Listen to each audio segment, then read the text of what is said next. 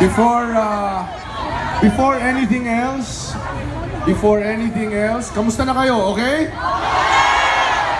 Kumain na ba? Ito lang ang rally na kailangan kayo magbayad. Pero bago tayo magpatuloy, ang inyong pangalawang Pangulo ng Republika ng Pilipinas, Leni Robredo.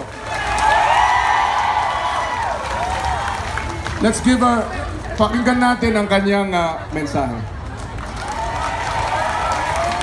Magandang gabi po sa inyong lahat. Sekmar, parang hindi pa talaga sila sawa. Alam niyo po, nung patapos na yung kampanya, nag-uusap po kami ni Sekmar.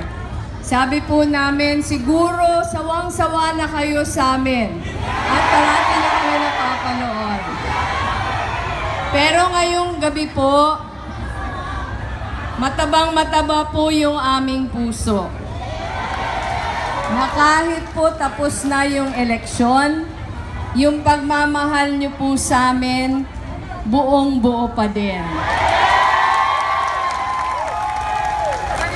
Nakikita po namin yung mga ekspresyon ng inyong pagmamahal at suporta sa Facebook, sa Twitter, sa Instagram.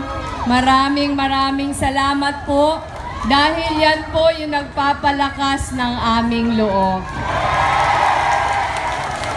Gusto po namin, sa ngalan po ng aking pamilya, syempre po pati ni Sekmar, gusto po naming paabutan kayo ng aming buong pusong pasasalamat.